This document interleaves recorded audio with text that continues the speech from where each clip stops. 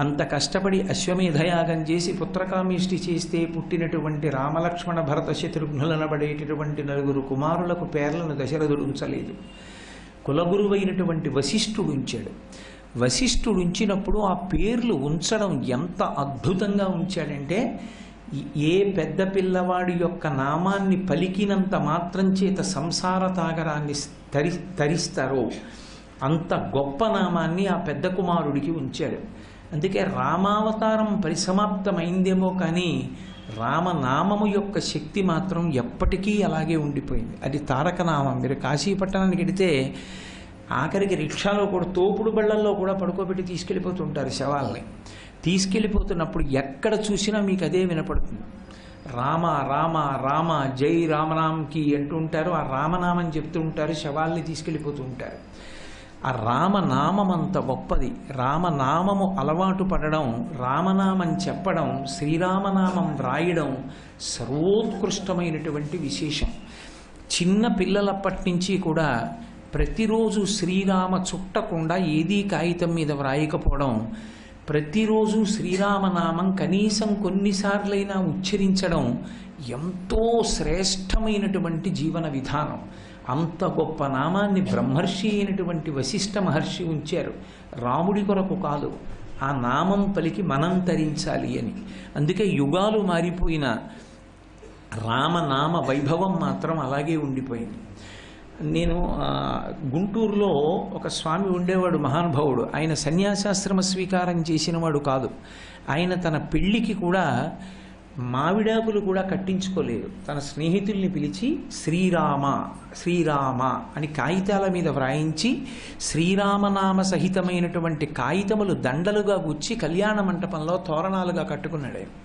ఆయనకి అంత ఇష్టం శ్రీరామనామం. నామం ఒక్కటే పట్టుకున్నాడు. ఆ నామం పట్టుకున్నందుకు రామచంద్రమూర్తి ఆయన్ని ఏ స్థితికి తీసుకెళ్ళాడంటే, ఆయన చిట్ట చివర ఆయన వ్రాసిన రామనామం అంతా బండిలో పెట్టి రామనామం ఉన్న బండి చుట్టూ భజన చేస్తూ నడిచి భద్రాచలం వెళ్ళారు భక్త బృందం అంతా. రేపు సమర్పణం చేద్దాం, ఇవాళ చీకటి పడింది కదా, రాత్రి 6:30 7 అయిపోతోందన్నారు. కాదు కాదు, గోదావరి స్నానం చేసి ఏ ఒక్క క్షణం నాది కాదు, ఆ రామనామం రాముడు వ్రాయించాడు, రాముడికి ఇచ్చేస్తానన్నారు. ఆయన పట్టుకెళ్ళి రామచంద్రమూర్తికి సమర్పణం చేసేశారు. కొన్ని మూటల రామనామం రాశాడు ఆయన.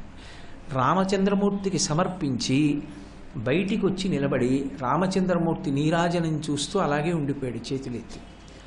ఏమిటని కదిపి చూస్తే శరీరత్యాగం అయిపోయింది. రాముణ్ణి నమ్ముకున్నవాడు ఎన్నడూ పాడవాడు. నేను మీతో ఒక విషయం చెప్తాను, బాగా జ్ఞాపకం పెట్టుకోండి, చాలా తేలికగా మాత్రం తీసుకోవద్దు. నేను ఒక పరమ సత్యాన్ని, అతి గంభీరమైన విషయాన్ని మీతో ఇవాళ ప్రతిపాదన చేస్తున్నాను.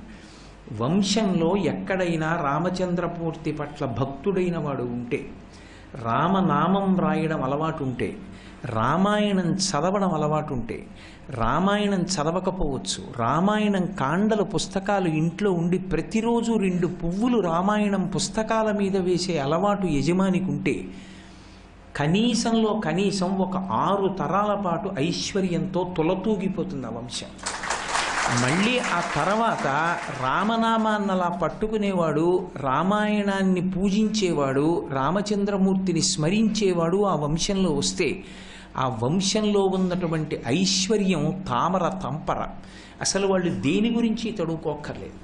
నాకు సభాముఖంగా ఎలా చెప్పాలో అర్థం కావట్లేదు, ఎందుకంటే సభాముఖంగా కొన్ని పంచుకునేవి కావు.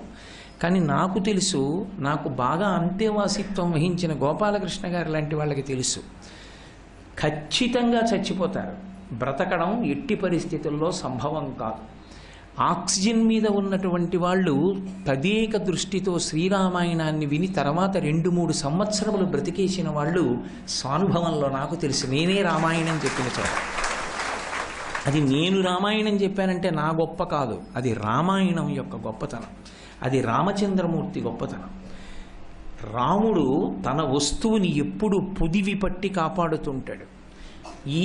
నేను మీకు ఈ ఉపన్యాసాలు చెప్పిన ఈ వారం రోజుల్లోనే రాముడు ఒక సందర్భంలో నన్ను ఎంత రక్షించాడో నాకు తెలుసు, నా భార్యకి తెలుసు, 3వ మనిషికి తెలియదు. రాముడు రాముడే.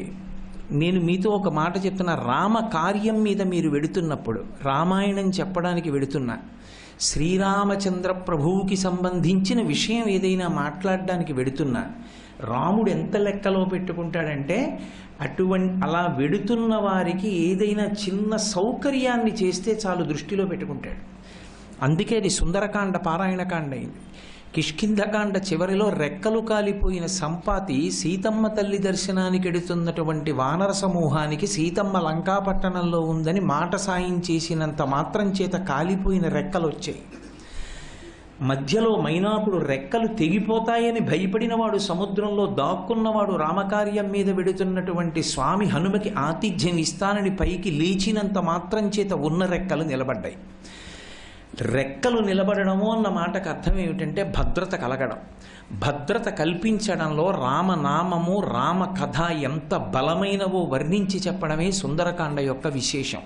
అందుకే శ్రీరామాయణంలో సుందరకాండ పారాయణకాండ. రామాయణం చదవడానికి ఓ పద్ధతి ఉంటుంది. రామాయణం చదివేటప్పుడు మొట్టమొదట సుందరకాండ చదవాలి. సుందరకాండ చదివి బాలకాండ దగ్గరికి రావాలి. బాలకాండ మించి వెడుతూ మళ్ళీ సుందరకాండ చదవాలి. అంటే శ్రీరామాయణం చదివేటప్పుడే సుందరకాండ పారాయణ జరుగుతుంది. 2 మాటలు సుందరకాండ చదివితే తప్ప శ్రీరామాయణాన్ని చదవడం పూర్తవదు. ఎందుచేత అంటే సుందరకాండలో రామచంద్ర ప్రభువు కనపడరు. చిట్ట చివర ఎక్కడో ఒక్కసారి కనపడతారు.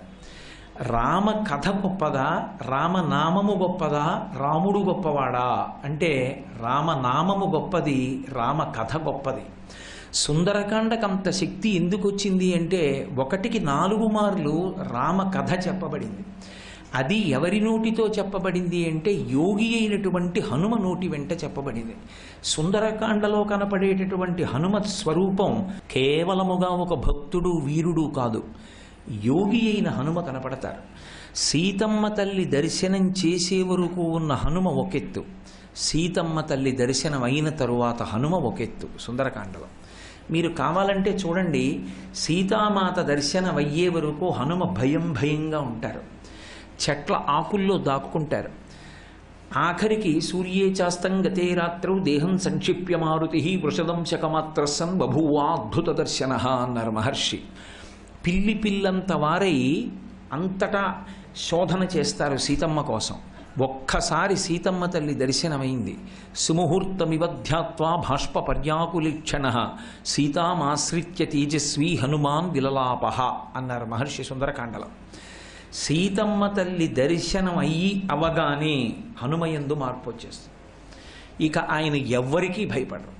నేనెవరు అన్నది అడగకుండానే చెప్పడం మొదలు పెడతారు. జగిత్యతి బలో రామో లక్ష్మణశ్చ మహాబల రాజాజైతి సుగ్రీవో రాఘవేణాభిపాలిత దాసోహం కోసలేంద్రస్య రామస్య అక్లిష్టకర్మణ హనుమాన్ శత్రుసైన్యానాం నిహంత మారుతత్మజ నరావణ సహస్రం మే యుద్ధే ప్రతిఫలం భవేత్ శిలాభిస్తు ప్రహరత పాదపైశ్చ సహస్రశః అర్దయిత్వా పురీం లంకాం అభివజ్య చ మైథిలీం సమృద్ధార్థో గమిష్యామి విశతాం సర్వరక్షసాం అంటారు.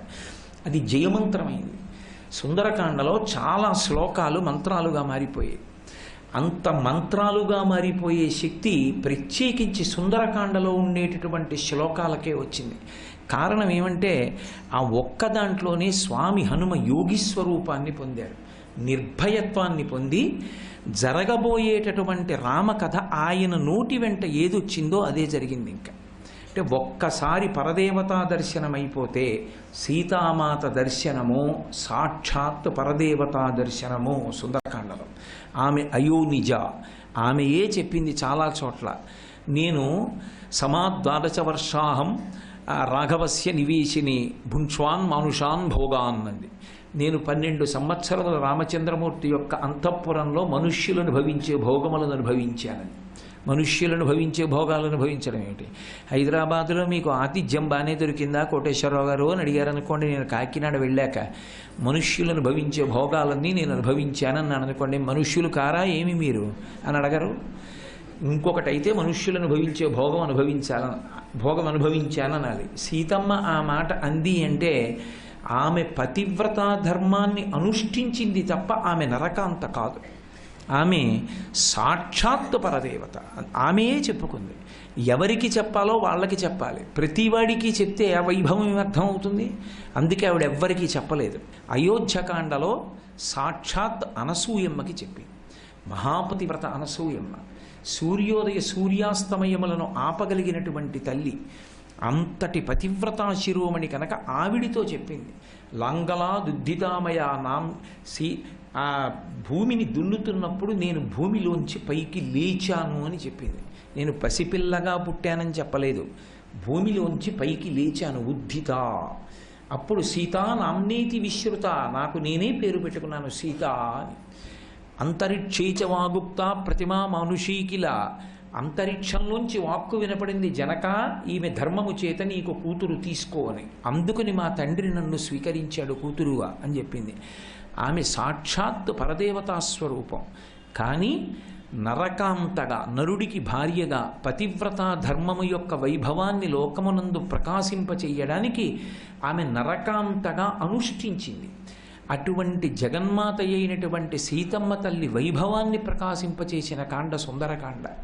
అటువంటి సుందరకాండలో ఒక్కసారి ఆ తల్లి దర్శనమైన తరువాత హనుమ నోటి వెంట ఏ మాటలు వచ్చాయో ఆ మాటలే తరువాతి కాలంలో నిజాలయ్యాయి. ఆగమిష్యతి సుగ్రీవ సర్వేషాం వో నిషూధన నెయ్యమస్తి పురీం లంకాం నయూయం నచరక్షస అన్నాడు ఆయన. సుగ్రీవుడు కొన్ని కోట్ల వానరములతో వస్తున్నాడు. ఈ లంక ఉండదు, రావణుడు ఉండడు, రాక్షసులు ఉండరు, సర్వము నశించిపోతుంది. కారణం ఏమిటంటే ఒక్కటే, రామచంద్రమూర్తి ఆగ్రహమునకు ఈ లంక హేతువైంది అన్నారు. ఆయన నోటి వెంట ఏ మాట వచ్చిందో ఆ మాట నిజమైంది. నిజాన్ని యోగి పలకడం కాదు, యోగి నోటి వెంట వచ్చినది నిజమవుతుంది.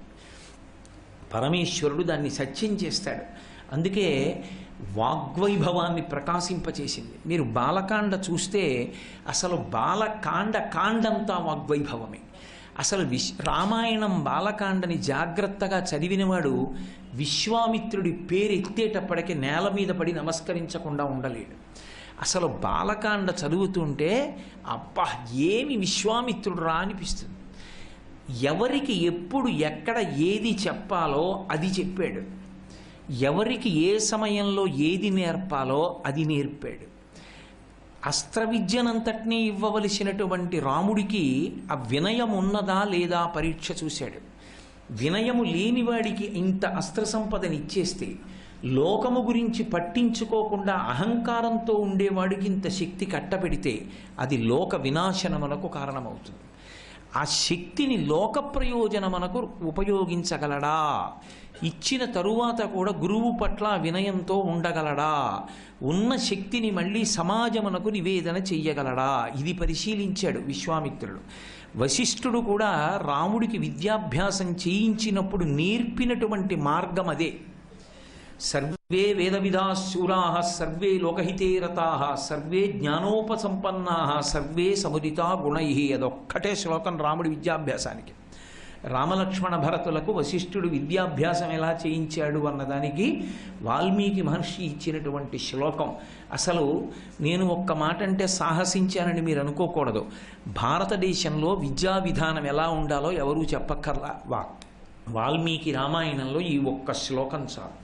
ఈ శ్లోకాన్ని ఆదర్శంగా పరిపాలకులు తీసుకుంటే ఒక విద్యార్థిని ఎలా తయారు చేయాలో, విద్యార్థికి చెప్పవలసినటువంటి పాఠ్యాంశాలు ఏ ఉండాలో, చెప్పే వాళ్ళకి ఏ లక్షణాలు ఉండాలో ఒక్క శ్లోకంలో చెప్పారు మహర్షి.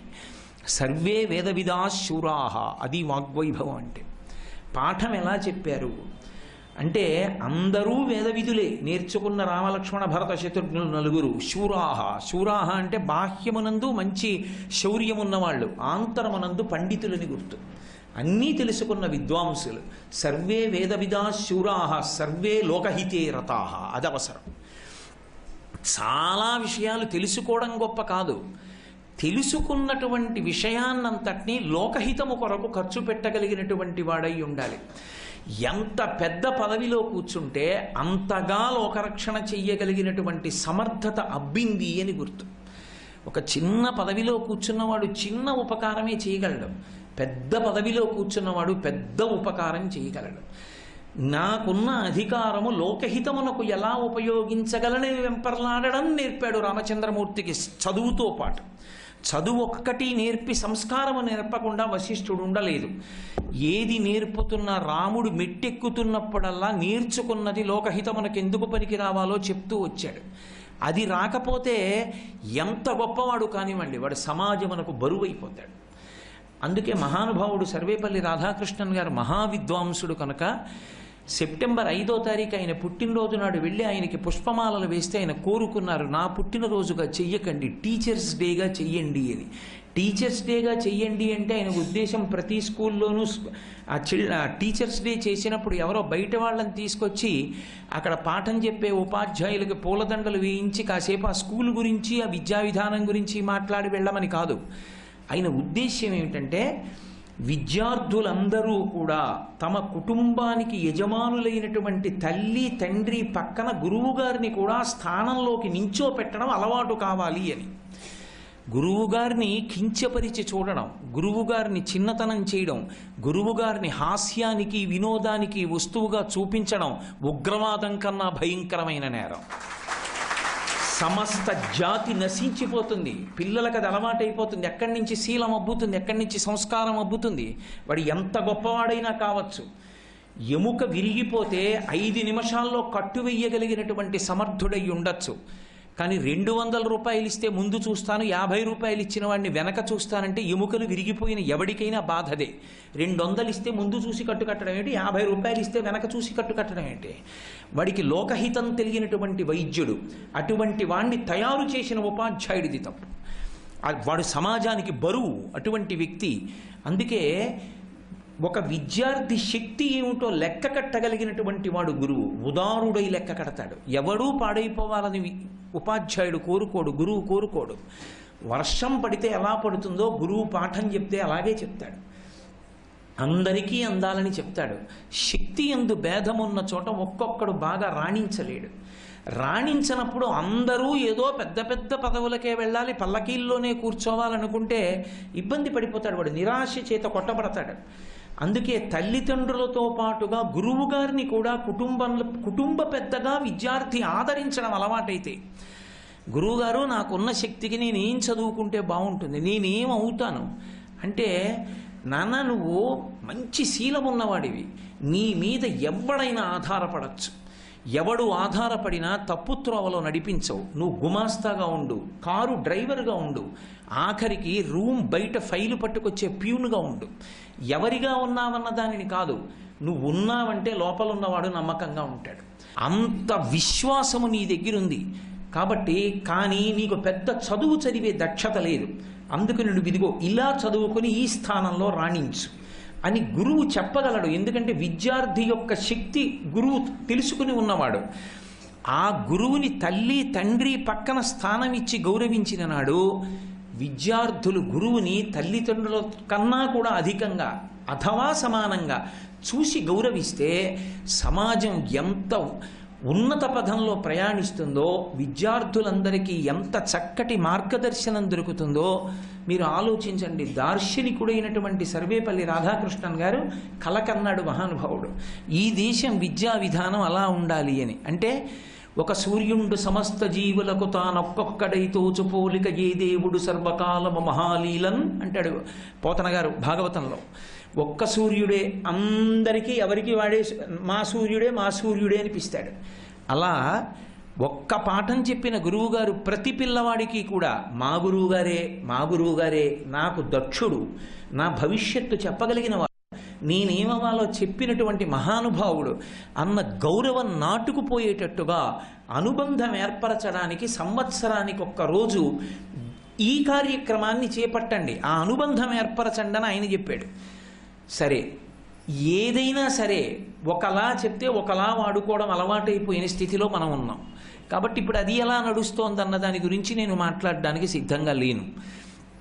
కాబట్టి మాట చెప్పడం అన్నది ఎంత శక్తివంతమంటే, రాముడు అంత గొప్ప శీలము కలిగిన వాడు ఎందుకు అయ్యాడు, రాముడు దేవుడు కాబట్టి అయ్యాడు అన్న మాట నేను ససేమిరా అంగీకరించాను. నరుడిగా పుట్టాలని కోరుకున్నాడు కాబట్టే కౌసల్య గర్భవాసం చేసి 12 నెలలు కడుపులో ఉండి బయటికి వచ్చాడు. నరుడైతే తప్ప రావణ సంహారం చెయ్యలేడు. తతశ్చ ద్వాదశే మాసే చైత్రే నావమికే తిథౌ నక్షత్రేదితి దైవచ్చే సోచ్ఛ సంస్థేషు పంచషు గృహేషు కర్కటే లగ్నే వాక్పతాం బిందునా సహా ప్రోద్యమానే జగన్నాథం సర్వలోక నమస్కృతం అన్నారు మహర్షి బాలకాండలో. 12 నెలల కౌసల్య గర్భవాసం చేసి ప్రభవించినటువంటి సర్వలోక జగన్నాథుడైనటువంటి శ్రీ మహావిష్ణువు 16 నరుడిగా ఈ లోకంలో ప్రవర్తించాడు. ప్రవర్తించినప్పుడు ఇంత శక్తినిచ్చేటప్పుడు ఆ శక్తితో పాటు ఏమి ఇవ్వాలో తెలుసుకుని ఇచ్చారు గురువులు. ఎలా ఇచ్చారు అంటే కేవలం పాఠం చెప్పేసి మంత్రశక్తినిచ్చేసి ధనుర్వేదాన్ని నేర్పేయడం కాదు, ఇది ఉన్నందుకు ఎంత రక్షకుడుగా నిలబడాలో నేర్పారు. ఒకనాడు గురుస్థానం అంటే అలా ఉండేది. తనని చంపేవాడు దృష్టజ్యుమ్నుడని తెలిసి పాఠం చెప్పినవాడు ద్రోణాచార్యుల వారు. తన కొడుకు అని తెలిసి కూడా అశ్వత్థామకి చెప్పకుండా అర్జునుడికి బ్రహ్మాస్త్రం నేర్పాడు ధర్మం కోసం. ఒకనాడు గురువు అంటే ఆ స్థానంలో అలా నిలబడేవాడు నిష్పక్షపాతంగా. రామచంద్రమూర్తికి వశిష్ఠుడు పాఠం చెప్పినా అలా చెప్పాడు. సర్వే వేద విధశూరాః సర్వే లోకహితే రతాః సర్వే జ్ఞానోపసంపన్నాః. ఎన్ని తెలియాలో అన్నీ తెలిసేటట్టుగా చేశాడు. ప్రతి శాస్త్రాన్ని నేర్పాడు. కరతలామలకమైంది. కానీ అది గుణముగా భాషించకపోతే ఆ చదువుకున్న చదువు నిరర్థకము. జ్ఞాన కలునిలోని శారదయువోలే అని పోతన గారు భాగవతంలో చెప్పినట్లుగా అది జ్ఞాన కలునిలోని శారదగా మారిపోతుంది. నువ్వే మాట అన్నావు, నువ్వన్న మాట నిజమని నేను సమర్థిస్తాను, అలా నేను శాస్త్రాన్ని మారుస్తానన్నాడు అనుకోండి, అది ధూర్త పాండిత్యం. ఏది సత్యమో దాన్ని సమర్థిస్తాను అన్నాడు అనుకోండి, వాడు జ్ఞాని, వాడు విద్వాంసుడు. కాబట్టి రామచంద్రమూర్తికి కేవలము జ్ఞానము ప్రసాదించడం కాదు, అది గుణముగా మారేటట్టు చేశాడు. గుణముగా మారడం అంటే మీరు లోకంలో గమనించండి, మానసికమైన భావన ముందు ఏర్పడితే తప్ప కర్మ జరగదు. నాకు శ్రీరామాయణం గురించి చెప్పడంలో గొప్ప ఉత్సాహం మనసులో ఉందనుకోండి, నేను ఉపన్యాసం చెప్పడం అనేటటువంటి కర్మ జరుగుతుంది. అసలు రామాయణం నేను చదువుకున్నాను చాలు, ఎందుకు అందరికీ చెప్పడం అనుకున్నాను అనుకోండి, అసలు నేను రామాయణం మీద ఉపన్యాసం ఎందుకు చేస్తాను? ముందు లోపల ఆలోచన ఉంటేనే అది గుణంగా మారుతుంది. అది పైన కర్మగా ప్రకటనమై అందుబాటులోకి వస్తుంది. లోపల మనస్సు యందు ఎప్పుడెప్పుడు ఏ అవసరంగా గుణంగా మారి లోకహితము కొరకు ప్రకటనమయ్యేటట్టుగా మనసు అధ్యవసాయ బుద్ధితో తయారు కావాలో అలా వండి తయారు చేశాడు వశిష్ఠుడు. అంటే మనస్సుకి అంత ఆర్ద్రతని కల్పించాడు. అందుకే అంతటి కారుణ్యమూర్తి. నిజానికి దశావతారాల్లో రామచంద్రమూర్తి చంపినంత మందిని ఏ అవతారం చంపలేదు. కానీ రామచంద్రమూర్తికి ఒక్కడికే కొన్ని పేర్లు ఉన్నాయి, వీరరాఘవ, విజయరాఘవ అని. ఎప్పుడూ కోదండం పట్టుకు నిలబడతాడు. అలా నిలబడినా కూడా ఆయన కన్నుల వంక చూస్తే చాలు ఆనందం. తక్కువేమి మనకు రాముండొక్కడుండు మరకు అంటాడు రామదాసు గారు. ఆ రామచంద్రమూర్తి పేరెత్తేటప్పటికీ మనకి రక్ష అని నమ్మకం. చంటి పిల్లవాడు, వాడికి ఏం తెలుసు, వాడికి ఏం తెలియదు. ఆఖరికి వాడి చెవిలో చీమ దూరినా వాడికి నా చెవిలో చీమ దూరిందని చెప్పడం రాదు. తన చెయ్యి తీసి ఇలా చెవిలో వేలు పెట్టుకోవడం కూడా రాదు. ఆ చెయ్యి వెళ్ళదు, వేలు ఆ చెయ్యి ఎటో పోతుంటుంది ఇలా. అందుకే పిల్లలకి స్నానం చేయించగానే వాడికి అనుష్ఠాన బలం లేదు కాబట్టి, తనంత తాను అనుష్ఠానం చేసుకోలేడు కాబట్టి తల్లి రక్ష పెడుతుంది. ఆ మిగిలిన జలంతో 3 మార్లు తిప్పి శ్రీరామరక్ష 5వ తనం 100 ఏళ్ళు ఆయుష్ అంటుంది. ఆ నీటి చుట్టూ తిప్పి శ్రీరామరక్ష అని ఒక్క మాట అంటే చాలు, రామచంద్ర ప్రభువు యొక్క అనుగ్రహం కలుగుతుంది. అంత మహానుభావుడు రామచంద్రమూర్తి. ఆనాటి నుండి ఈనాటి వరకు కూడా రామచంద్రమూర్తి యందు అన్ని గుణములు ప్రకాశించి భక్తుల చేత జేజేలు పొందుతున్నాడంటే అలా తయారు చేసినటువంటి వాళ్ళు వశిష్ఠుడు, విశ్వామిత్రుడు. ఎంత గొప్పగా మాట్లాడారో మీరు రామాయణం చదవాలి. నేను అందున ఆఖరి రోజు ఉపన్యాసం ఎంతకని చెప్పగలను. పిల్లలకి పెళ్లి చెయ్యాలనేటటువంటి ఆలోచన ప్రతి తల్లికి తండ్రికి ఉంటుంది. కానీ పిల్లడికి పెళ్లి చెయ్యాలని దశరథ మహారాజు సంకల్పం చెయ్యగానే విశ్వామిత్రుడు వచ్చాడు.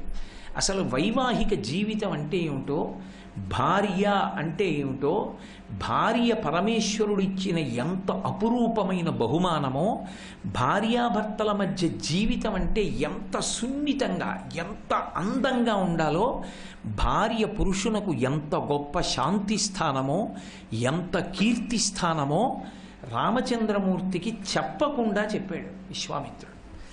రామా, భార్య అంటే ఏమనుకుంటున్నావు అంటే, ఇప్పుడు నాకెందుకండి అనొచ్చు రాముడు. అందుకే అలా అనలేదు. కావాలని తీసుకెళ్ళేవాడు కొన్ని ప్రదేశాల మించి. తీసుకెళ్ళేటప్పుడు అందమైన మాట ఒకటి చెప్పి శ్రీరాముని యందు ఉత్సాహం కల్పించేవాడు. రామ, నేను గౌతమాశ్రమం మించి వెడుతున్నాననేవాడు. అంతే, ఏమీ మాట్లాడేవాడు కాదు.